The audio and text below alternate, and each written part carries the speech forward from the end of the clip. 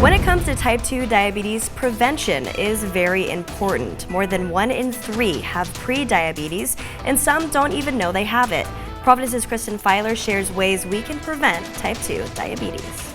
A lot of people are pre-diabetic, meaning their blood sugar is much higher than it normally should be, but it's not high enough that they're considered to have type 2 diabetes. So the top two things, diet and exercise. Filer says to avoid any fad diets, making good, healthy choices. 2 things to achieve this is increasing your fiber intake and adding more whole grains. It helps lower your risk for heart disease as well. It helps you lose weight because it helps make you feel fuller. And these are foods, high in fiber foods are fruits, vegetables, beans, whole grains, nuts.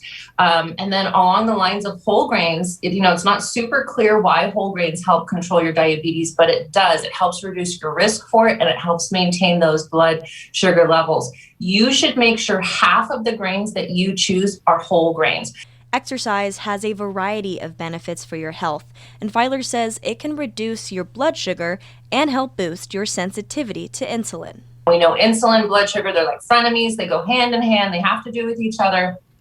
We want to lower your blood sugar, and we can help do that by increasing your sensitivity to insulin, which is what exercise does. Research shows that aerobic exercise and resistance training, things like weight training, help reduce your risk for diabetes. There was a really large study that came out that looked at people who were overweight, and they had lost a moderate amount of weight, around 7% of their initial body weight, and they exercised. And they found that those people had decreased their risk for diabetes by 60%. That's huge. Having a balanced diet and exercise are 2 very easy ways that can make a big difference in your health.